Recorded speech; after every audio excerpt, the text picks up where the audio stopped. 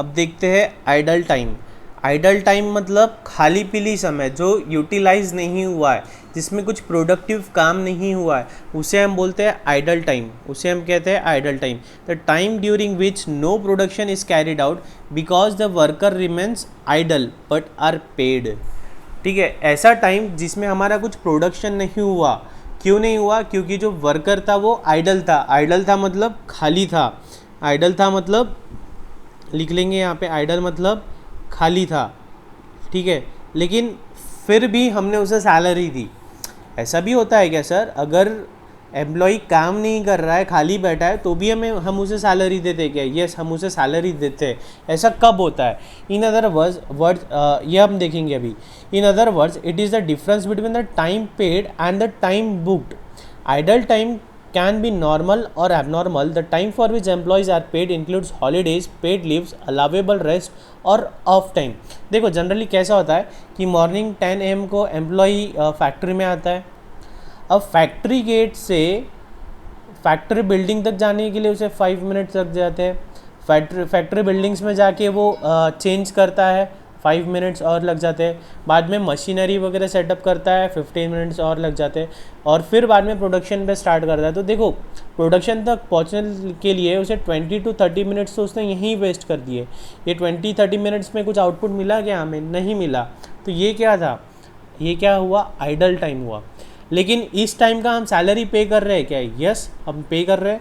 हम तो सैलरी उससे 10 to लेके 6 तक के जितना भी टाइम वो फैक्ट्री में था उतने समय का सैलरी पे कर रहे हैं। लेकिन उसमें से ये टाइम तो वेस्ट ही हुआ ना। इतना ही नहीं, लंच ब्रेक लेता है वो 30 मिनट्स का, उसका भी हम सैलरी पे करते हैं। टी ब्रेक लेता है, उसका भी हम सैलरी पे करते हैं। इतना ही नहीं, एक जॉब से दूसरे जॉब पे शिफ्ट होता है, मतलब एक मशीन से दूसरे मशीन पे या एक प्रोसेस से दूसरे प्रोसेस पे शिफ्ट होता है तो अगेन टाइम लगता है, तो उसका भी हम पेमेंट करते हैं। तो ये सारा क्या हुआ? ये हुआ आइडल टाइम। ये हुआ आइडल टाइम। अब आइडल टाइम दो तरह के होते हैं, एक नॉर्मल आइडल टाइम और एक एबनॉर्मल आइडल टाइम। एक नॉर्मल आइडल टाइम और एक हुआ एबनॉर्मल आइडल टाइम। तो ये जो देखना, जो मैंने एग्जांपल्स दिए, लंच, टी, जॉब या शुरुआत में फैक्ट्री गेट से बिल्डिंग तक आना, ये सब क्या लगता है आपको, नॉर्मल है या एबनॉर्मल है? बोलो सर, ये तो नॉर्मल हुआ ना। ये अनअवॉइडेबल है। हमने पढ़ा था नॉर्मल मतलब अनअवॉइडेबल, इतना तो होगा ही, इतना तो होना ही वाला, इसके बगैर वो काम कैसे करेगा। लेकिन कई बार क्या होता है कि एबनॉर्मल आइडल टाइम भी होता है। एबनॉर्मल आइडल टाइम कब होगा? जब हमारी मशीन ख़राब हो गई, मशीन ब्रेकडाउन हो गया, मशीन ब्रेकडाउन हो गया। अब जब तक मशीन रिपेयर नहीं होती वो मशीन ऑपरेटर तो खाली बैठा रहेगा ना। तो हम उसे ऐसा बोलेंगे क्या कि हमारी मशीन ख़राब हो गई, अब तुझे हम सैलरी पे नहीं करेंगे? नहीं, ऐसा पॉसिबल नहीं है। तो ऐसे टाइम पे जो आइडल टाइम है उसे हम कहते हैं एबनॉर्मल आइडल टाइम। उसे हम कहते हैं एबनॉर्मल आइडल टाइम। यहाँ पे एक लाइन और लिखी है, it is the difference between the time paid and time booked. It is the difference between time paid and time booked. ठीक है, एग्जाम्पल में लेते हैं, हमारा 10 to 6 हमारा वर्किंग है, तो टाइम पेड हम कितना कर रहे हैं? 8 आवर्स का सैलरी दे रहे हैं। हम क्या कर रहे हैं? 8 आवर्स का टाइम सैलरी दे रहे हैं। लेकिन टाइम बुक्ड कितना हो रहा है? हमने पढ़ा था time booking, time book. Time book में क्या होता है कि उस एम्प्लॉई ने कौन से काम पे, कौन से प्रोडक्टिव जॉब पे या कहाँ कहाँ कितना कितना टाइम यूटिलाइज़ किया है। तो टाइम जब हम बुकिंग देखते हैं तो टाइम बुकिंग में आता है कि वो उसने सिर्फ 6 आवर्स काम किया, उसने सिर्फ 6 आवर्स काम किया, उसका टाइम बुक दिख रहा है 6 आवर्स। तो हम सैलरी तो दे रहे हैं उसे 8 आवर्स का, लेकिन टाइम बुक दिख रहा है सिर्फ 6 आवर्स का। तो जो 2 आवर्स है, ये 2 आवर्स क्या हुए? ये 2 आवर्स हो गए उसके आइडल टाइम। ये 2 आवर्स हो गए आइडल टाइम। 2 आवर्स में क्या हो रहा है? 2 आवर्स में ये सारा काम हो रहा है। 2 आवर्स में उसका लंच हो रहा है, लंच हो रहा है, टी ब्रेक हो रहा है, जॉब शिफ्टिंग हो रहा है, ये सारी चीज़ें हो रही है। ठीक है, मटेरियल इशू कराने में कभी कभी समय लग जाता है।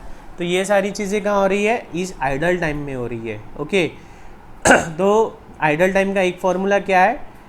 Time paid for minus time booked. Time paid, जितना हमने टाइम पे किया उसे, टाइम कितना पे किया? 8 माइनस टाइम बुक्ड 6 आवर्स। तो ये जो 2 आवर्स का पेमेंट है, ये उसका, ये जो 2 आवर्स है ये उसका है आइडल टाइम। ये 2 आवर्स है उसके आइडल टाइम। अब देखते हैं नॉर्मल आइडल टाइम के केसेस क्या है। The time lost between factory gate and the place of work. देखो फैक्ट्री गेट से हमारे प्लेस ऑफ वर्क तक जाने का जो टाइम है वो भी तो लॉस ही है ना, तो उसमें कुछ प्रोड्यूस हो रहा है क्या? नहीं। Interval between one job and another job, एक जॉब से दूसरे जॉब पे शिफ्ट होने के लिए जो टाइम लगता है वो क्या हो गया? Idle time. जैसे कि मान लो आप अकाउंट्स पढ़ रहे हो, आपने मॉर्निंग में 3 आवर्स अकाउंट्स पढ़ लिया, अब अकाउंट्स ख़त्म होते ही आप तो डायरेक्ट टैक्स या कॉस्टिंग नहीं पढ़ोगे, आप 10-15 मिनट का ब्रेक लोगे या बुक्स वगैरह चेंज करोगे, तो ये जो 10-15 मिनट है इसमें आपको कोई प्रोडक्टिविटी हो रही है क्या? नहीं। तो ये क्या है? आपका आइडल टाइम। तो setting up time for the machine setup करने के लिए जब फैक्ट्री में पहुंचते हैं तो मशीन सेटअप करनी पड़ती है। मशीन सेटअप करना मतलब मशीन को साफ़ करना होता है, उसमें रॉ मटेरियल लाना पड़ता है, मशीन का अलाइनमेंट जमाना पड़ता है। तो ये क्या होता है? Machine setup time. इसमें कुछ प्रोड्यूस हो रहा है क्या? नहीं। तो ये क्या हुआ? हमारा आइडल टाइम। लेकिन ये ज़रूरी है क्या? मतलब इसे हम अवॉइड कर सकते हैं क्या? नहीं, इसे हम अवॉइड नहीं कर सकते लेकिन मिनिमाइज़ कर सकते हैं। तो ये क्या हुआ? Normal idle time. Normal rest time, machine है भैया, इंसान है भैया, मशीन नहीं, थोड़ा तो रेस्ट करेगी। आप सुबह से शाम तक 12 आवर्स एक सारी का तो पढ़ोगे नहीं, कुछ टाइम सोओगे, व्हाट्सएप देखोगे, इंस्टा देखोगे, आराम करोगे। तो ये टाइम क्या हुआ? ये भी आपका आइडल टाइम हुआ, normal idle time. It is treated as a part of cost of production. Thus, in the case of direct workers, an allowance for normal idle time is considered setting of standard hours or standard rate. In case of indirect workers, normal idle time is considered for the computation of overheads. देखो ये normal जो idle time है ये तो हमारा part and parcel ही हुआ ना, ये अवॉइड कर सकते हैं क्या? नहीं। तो हमने पिछले टॉपिक मटेरियल में देखा जो नॉर्मल लॉस होता है या नॉर्मल लॉस होता है हम उसे क्या करते हैं? अच्छे यूनिट्स एब्जॉर्ब कर लेते हैं। तो उसी तरह ये जो आइडल टाइम है ये क्या है? हमारा नॉर्मल लॉस ही हुआ ना। एम्प्लॉई खाली बैठा है फिर भी हम सैलरी दे रहे हैं, तो ये तो एक नॉर्मल लॉस की तरह ही हुआ। तो इसे हम क्या करेंगे? इसे हम normal part of cost of production समझ लेंगे। इसे हम कॉस्ट ऑफ प्रोडक्शन कॉस्ट का पार्ट समझ लेंगे, ठीक है। और डायरेक्ट जो लेबर है उसमें क्या करेंगे? हम जो स्टैंडर्ड आवर्स बनाते हैं या स्टैंडर्ड रेट बनाते हैं वो इस आइडल टाइम को कंसिडर करके ही बनाते हैं। और इनडायरेक्ट वर्कर्स के केस में हम इसे करेंगे ओवरहेड्स में डाल देंगे। इनडायरेक्ट वर्कर के केस में हम क्या करेंगे? ओवरहेड्स का रेट होता है, ये डिटेल में नेक्स्ट टॉपिक में हमें आने वाला है। ओवरहेड्स पूरा एक टॉपिक ही है। अब देखते हैं abnormal idle time. Abnormal idle time क्या होता है? Apart from the normal idle time, there may be factors which give rise to abnormal idle time. कभी कभी abnormal idle time होता है, वो कब होता है? May also arise due to abnormal factors like lack of coordination. Lack of coordination कैसे हुआ? लैक ऑफ कोऑर्डिनेशन देखो अभी चल रहा है कोविड में डिलीवरीज बंद है, तो हमारे पास सिर्फ मिहिर के पास कॉस्टिंग का बुक है और एक ही कॉस्टिंग के बुक से मिताली भी पढ़ रही है और उसी कॉस्टिंग के बुक से शिवानी भी पढ़ रही है। तो आज बुक है मिहिर के पास, मिहिर पढ़ रहा है और मिहिर शिवानी को देता है, शिवानी मिताली को देती है। लेकिन इनका अगर कोऑर्डिनेशन गलत हो जाता है, अगर शिवानी को लगता है कि आज 4 बजे मिहिर मुझे बुक्स देने वाला है लेकिन मिहिर को लगता है कि 6 बजे देने वाला है, तो ये क्या हो गया? मिसकम्युनिकेशन हो गया, कोऑर्डिनेशन लैक हो गया। तो क्या होगा? मिताली 4 बजे से बुक्स का इंतज़ार करेगी और मिहिर आएगा 6 बजे, तो मिताली का तो 2 आवर्स का लॉस हो गया ना। तो ये क्या हुआ? एबनॉर्मल लॉस हुआ। ये क्या हुआ? एबनॉर्मल आइडल टाइम हुआ, एबनॉर्मल आइडल टाइम, ठीक है। पावर फेलियर हो रहा है, पावर फेलियर हमारे हाथ में नहीं होता है, ब्रेकडाउन हमारे कंट्रोल में नहीं होता है, तो ये सारे क्या हो गए? Abnormal. Non availability of raw material, कभी कभी रॉ मटेरियल नहीं मिलता है, लॉकआउट्स हो जाते हैं, कभी पुअर सुपरविजन होता है, फायर हो जाती है, फ्लड हो जाती है, तो ये सारी चीज़ें क्या है? ये सारी एबनॉर्मल सिनारियोज है, ये सारे एबनॉर्मल सिचुएशंस है। The causes for abnormal idle time should be further analyse into controllable and uncontrollable.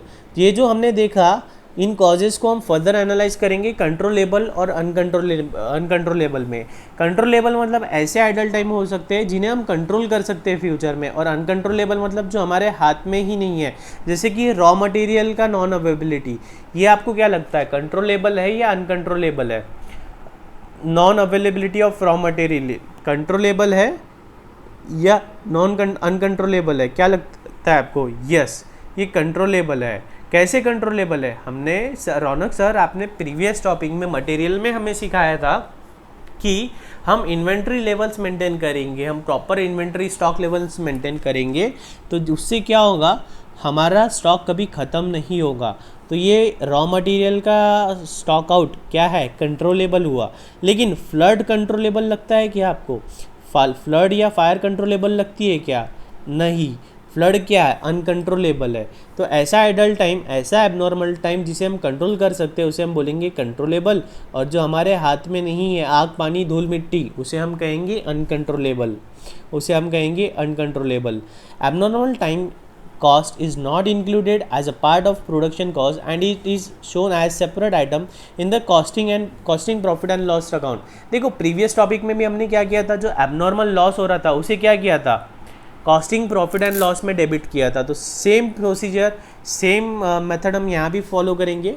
उसे हम प्रोडक्ट की कॉस्ट में ऐड नहीं करेंगे, प्रोडक्शन कॉस्ट में ऐड नहीं करेंगे, उसे हम क्या करेंगे, उसे हम costing profit and loss account में डेबिट कर देंगे।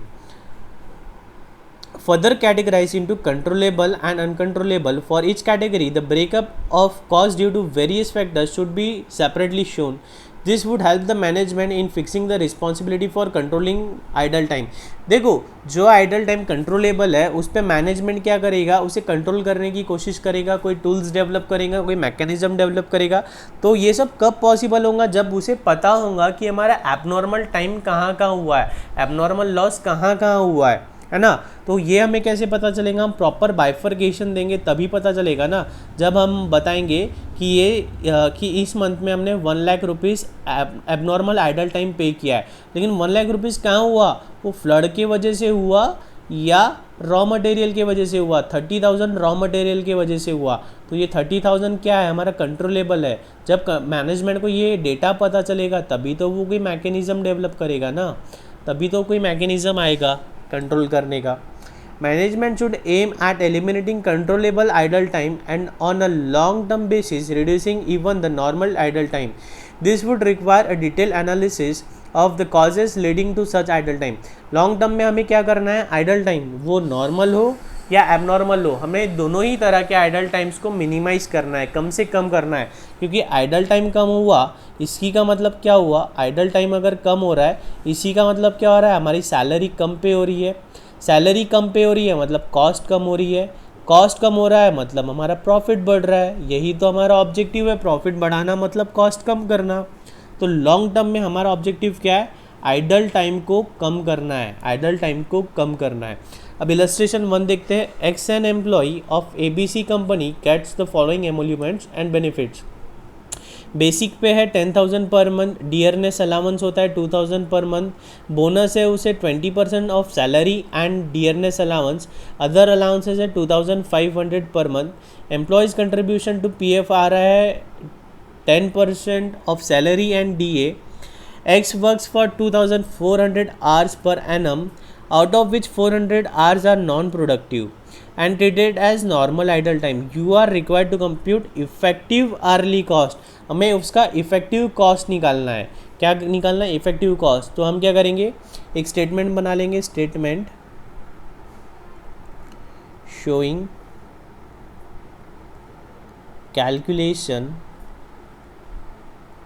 Of effective hourly cost. ठीक है, इसमें निकालेंगे हम particulars per month per annum. ठीक है, ड्रॉ करो ऐसा फॉर्मेट। चलो मेरे साथ साथ ही करो, मुझे पता चला है आप लोग घर पे कर नहीं रहे हो, कुछ प्रैक्टिस नहीं कर रहे हो। कॉस्टिंग में अगर आप प्रैक्टिस नहीं करोगे तो मार्क्स नहीं मिलेंगे, पास नहीं होगे। प्रैक्टिस ही ज़रूरी है। कॉस्टिंग डिफ़िकल्ट नहीं है, हमें सब कंसेप्ट समझ में आ जाते हैं, बस हमें क्या है, प्रैक्टिस करना है। तो क्या है, पहला क्या मिल रहा है, इसे बेसिक पे मिल रहा है। बेसिक पे कितना है पर मंथ, 10,000। बी क्या मिल रहा है, डियरनेस अलाउंस मिल रहा है। डियरनेस अलाउंस कितना है, 2,000 पर मंथ है। उसके बाद में सी में क्या मिल रहा है, बोनस मिल रहा है।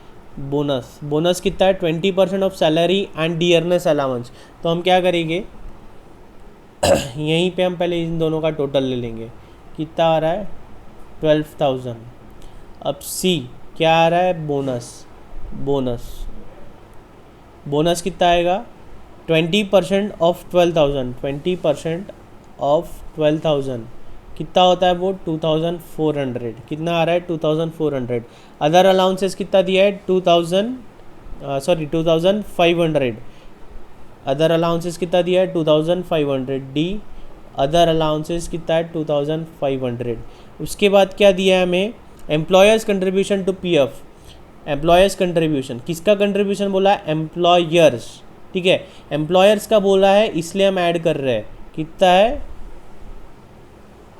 10% of salary and DA, salary and DA कितना है 12,000, तो 12,000 का 10%, 12,000 इंटू 10% कितना होता है वो 1,200, कितना हो रहा है 1,200, तो 12, 14, 16, 17, 18,100, टोटल क्या आ रहा है उसका मंथली पे कितना आ रहा है 18,100, ठीक है। एम्प्लॉयज़ कंट्रीब्यूशन बोला है इसलिए हमने ऐड किया, अगर एम्प्लॉयज़ कंट्रीब्यूशन होता तो वो कहाँ से होता, ये बेसिक सैलरी में से ही तो हम डिडक्ट करते हैं ना सर। एम्प्लॉयज़ कंट्रीब्यूशन कहाँ से करते हैं, एम्प्लॉय देता है कि नहीं, हम उसकी सैलरी में से डिडक्ट करते हैं, ये क्या है एम्प्लॉयज़ कंट्रीब्यूशन है। अब इसी को अगर आप 12 से मल्टीप्लाई करोगे, इंटू 12 करोगे तो आपको पर एनम कॉस्ट आ जाएगी, ठीक है। अब देखेंगे इफेक्टिव वर्किंग आवर्स कितने हैं। क्वेश्चन बोलता है कि वो 2400 आवर्स काम कर रहा है, लेकिन उसमें से 400 आवर्स कैसे नॉन प्रोडक्टिव है, तो वर्किंग नोट बना लेंगे या यहीं पे लिख लेंगे एफ इफेक्टिव वर्किंग आवर्स कितना है, उसका कैलकुलेशन बता देंगे 2400 आवर्स माइनस 400 आवर्स, ठीक है, तो कितना हो रहा है वो 2000 आवर्स। अब ई एफ जी, जी में क्या हो रहा है इफ़ेक्टिव कॉस्ट, जी में क्या आ रहा है हमारा इफ़ेक्टिव कॉस्ट, इफ़ेक्टिव कॉस्ट कैसा आएगा ई डिवाइड बाय एफ, मतलब 18,100, सॉरी यहाँ पे जो भी वैल्यू आएंगी इंटू 12 करने के बाद में ये 2000 यहाँ नहीं होगा, एनुअल में आएगा 2000, तो यहाँ पे जो भी वैल्यू आ रही है 18,100 इंटू 12 2,17,200 डिवाइड बाय, किससे डिवाइड करेंगे हम 2000 से, तो आ रहा है 108 रुपीज़ 60 पैसा, तो ये आ गया हमारा इफेक्टिव। जो हमारा फाइनल आंसर आता है ना उसे ऐसा बॉक्स बना देना है। बॉक्स क्यों बना देना है, क्योंकि जो इवैल्यूएटर होता है ना उसके पास बहुत पेपर होते हैं, अगर उसे फाइनल आंसर ऐसा बॉक्स में दिख गया तो वो क्या करता है, हमारी वर्किंग दिखता नहीं है, सीधा यहाँ पे टिक करता है और हमें 4 मार्क्स देता है, मतलब जितना भी मार्क्स है उतना मार्क्स दे देता है। तो क्या है हमारा जो आंसर होता है ना उसे हाईलाइट करना चाहिए, हाईलाइट मतलब हाईलाइटर से हाईलाइट नहीं करना है, हमें उसे अंडरलाइन करना है या बॉक्स करना है, ऐसी कुछ टिप्स हमने फॉलो करनी चाहिए, ठीक है। होप एकदम सिंपल था, जम गया होगा आपको। ओके, नेक्स्ट देखते हैं इलस्ट्रेशन 2। इलस्ट्रेशन 2 क्या बोलता है, in a factory working 6 days, कितना काम कर रहे हैं हम 6 days, in a week and 8 hours each day into 8 hours, एक दिन में कितना है 8 आवर्स, ठीक है। A worker is paid at the rate of ₹100 per day, ₹100 per day का सैलरी है उसका, plus dearness allowance eight the rate of 120% of basic, ये क्या है हमारा बेसिक है, डियरनेस अलाउंस कितना आएगा 120%, मतलब ₹120, ठीक है। He is allowed to take 30 minutes break, 30 minutes का ब्रेक आया during his or shift for meal and a 10 minutes recess, 10 minutes का रिसेस आ गया for rest during a week, his card showed that his time was chargeable to, तो total break कितना हो गया उसका 40 मिनट्स, और हफ्ते भर में उसका काम कितना दिख रहा है, जॉब एक्स पे 15 आवर्स काम किया, जॉब वाई पे 12 आवर्स काम किया और जॉब जेड पे 13 आवर्स काम किया, तो टाइम नॉट बुक्ड, उसने काम तो ज़्यादा किया होगा ना, 6 इंटू 8 48 आवर्स, ठीक है, 48 आवर्स उसने 48 आवर्स वो फैक्ट्री में था, 48 आवर्स, और उसमें से इतना 40 मिनट्स डेली का टाइम वेस्ट हुआ, तो उसका नेट वर्क कितना है वो हम देखेंगे, मतलब टाइम कीपिंग आएगा हमें, टाइम मतलब कितना इन आउट था, माइनस टाइम बुकिंग, इतना टाइम बुक हुआ, तो जो बच गया वो कितना है आइडल टाइम, मतलब जो टाइम बुक नहीं हुआ है, वो क्या हुआ idle time. In cost accounting state how would you allocate the wages of the workers for the week, तो सबसे पहले हम क्या करेंगे, इफेक्टिव आवर्स निकाल लेंगे। इफेक्टिव आवर्स कितने आएंगे हमारे, 6 डेज काम कर रहा है वो, इनटू कितना 8 hours each day, into 8 hours. तो कितना, ये हमारा स्टेप 1 है। तो कितना हो रहा है 6 इंटू 8, 48 आवर्स। ठीक है, ये उसका क्या है, इन टाइम है। लेकिन उसमें से हमारा नॉर्मल आइडल टाइम भी है। नॉर्मल आइडल टाइम कितना है, 40 minutes per day less normal idle time. Normal idle time तो वो कितना आ रहा है, 40 मिनट्स इंटू, ये 40 मिनट्स एक दिन के, कितने दिन, 6 डेज। तो 40 इंटू 6 कितना हो रहा है, 240। 240 क्या है, मिनट्स है, डिवाइड बाय 60 मिनट्स, मतलब क्या हो जाएगा हमारा 4 आवर्स। मतलब कितना आ रहा है वो, 4 आवर्स। 40 मिनट्स एक दिन का टाइम वेस्ट हो रहा है। एक दिन का टाइम कितना वेस्ट हो रहा है, 40 आवर्स। और हफ्ते में दिन कितने हैं, 6 डेज। तो 40 इंटू 6 कितना है, 240 मिनट्स हमारा टोटल वेस्ट हो रहा है। हमें आवर्स के टर्म्स में बात करना है, तो 240 डिवाइड बाई 60, 4 आवर्स। ठीक है, तो हमारा नॉर्मल टाइम कितना यूज़ हुआ है, मतलब नॉर्मल आइडल टाइम काट के हमारा इफेक्टिव वर्किंग आवर्स कितने होने चाहिए थे, 44 आवर्स। कितने होने चाहिए थे, 44 आवर्स। ठीक है, लेकिन एक्चुअल में बुक कितना हुआ है, टाइम बुक्ड, कितना टाइम बुक्ड किया है हमने, एक्स पे, वाई पे और जेड पे कितना है, 15, 12, 13। ऐसा आपको प्रॉपरली लिखना है यहाँ पे आवर्स वगैरह। कितना होता है, 40 आवर्स। कितना हो रहा है, 40 आवर्स। ठीक है, तो टाइम वेस्ट कितना हुआ, देयरफॉर टाइम वेस्टेड कितना होगा, 1 - 2, तो मतलब 44 - 40, मतलब 4 आवर्स का हमारा टाइम क्या हुआ, वेस्ट हो गया। 4 आवर्स का टाइम हमारा क्या हो गया, वेस्ट हो गया। ठीक है, स्टेप 4 में देखेंगे calculation of wages. Calculation of wages, हम वेज पे कितना कर रहे हैं, हम पे कर रहे हैं 100 रुपीज़ पर डे प्लस 120 का क्या है, डियरनेस अलाउंसेस है। तो हमारा वेज कितना हो रहा है पर डे, 100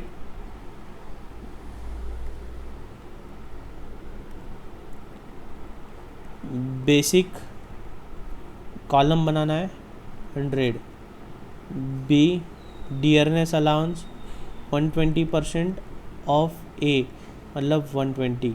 तो टोटल कितना हो रहा है ये, 220। सी नंबर ऑफ डेज कितने हो रहे हैं हमारे, 6 डेज। नंबर ऑफ डेज कितने हो रहे हैं, 6 डेज। ठीक है, ये कॉलम हमने लिखा अमाउंट का, अमाउंट में लेकिन हम डेज लिख रहे हैं यहाँ, इसलिए हमने यहाँ पे डेज लिख दिया। तो डी टोटल सैलरी कितना हो रहा है, 220 इंटू 6 करना है आपको, 220 इंटू 6, तो कितना आ रहा है, 1320। कितना हो रहा है, 1320। तो हमारा वेज रेट क्या आ जाएगा, 5। वेज रेट आ जाएगा 1320 डिवाइड हम किससे करेंगे, 40 आवर्स से करेंगे या 48 से करेंगे या 44 से करेंगे, सोच के बताओ किससे करेंगे हम, 40 से करेंगे या 44 से करेंगे, 40 से करेंगे या 44 से करेंगे, बोलो, सोच के कैलकुलेट करो किससे करेंगे हम।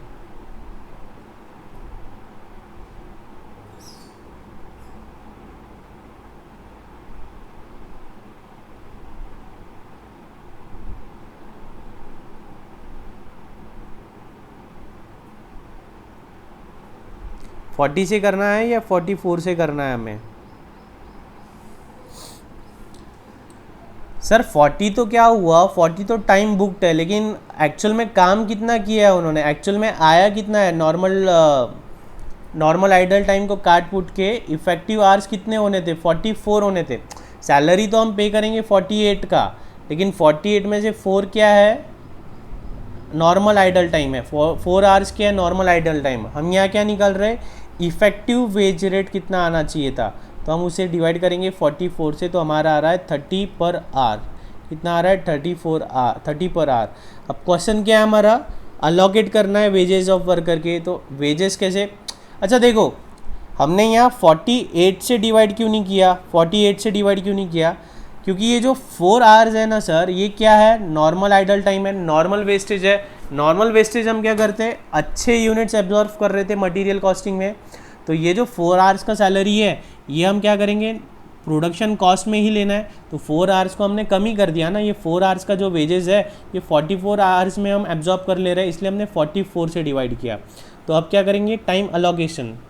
टाइम अलोकेशन कैसा हो रहा है देखेंगे, time allocation X Y Z और एक्स वाई जेड, एक्स पे कितना किया उसने, एक्स पे 15 आवर्स, 12 आवर्स, 13 आवर्स, और कॉस्टिंग P&L जो एबनॉर्मल वेस्टेज है, एबनॉर्मल वेस्टेज कितना है हमारा 4 आवर्स, ये कहाँ जाएगा हमारा costing profit and loss account में, ये कहाँ जाएगा कॉस्टिंग PL में जाएगा। तो कॉस्टिंग PL कितना 4 hours into 30 into 30 into 30 into 30, जो भी आ रहा है वो आपका फाइनल आंसर है। ठीक है, कितना आ रहा है आपका 1320। हमने सैलरी पे कितनी की है 1320। हम क्या कर रहे हैं, ये जो 1320 पे किया है उसी को हम आगे अलोकेट किया, हमने उसी को हमने आगे अलोकेट किया है। ओके, था एकदम सिंपल। अच्छा, अब एग्ज़ाम में ये जो है इसे कैलकुलेट कैसे करना है, 15 into 30 equal to 12 into 30 equals to, ऐसा नहीं करना है। हमें क्या करना है, कैलकुलेटर पे AC बटन प्रेस करो, 15 लिखो इंटू 30 इक्वल्स टू प्रेस करो, 12 लिखो इक्वल्स टू प्रेस करो, 13 लिखो इक्वल्स टू प्रेस करो, 4 लिखो इक्वल्स टू प्रेस करो। अब एक GT बटन होता है, वो GT बटन प्रेस करो तो आपको 1320 मिल जाएगा। जब जब आप इक्वल टू प्रेस कर रहे हो, जो भी फिगर आ रही है वो आपको यहाँ लिखते जानी है। और जो GT बटन प्रेस करोगे तो GT बटन क्या करता है, ग्रॉस टोटल करता है, जितने भी हमने इक्वल्स टू प्रेस किए है उसका ग्रॉस टोटल करेगा। तो ग्रॉस टोटल में आपको 1320 मिल जाएगा। इसमें क्या हुआ, इंटू 30 बार बार लिखने का हमें काम नहीं पड़ा, इंटू 30 हमने बार बार नहीं लिखा, इससे हमारा टाइम सेव हो गया। ठीक है, ऐसी छोटी छोटी कैलकुलेटर्स की ट्रिक्स आपको मैं टाइम टू टाइम बताता जाऊँगा, यूज़फुल है काफ़ी। ओके।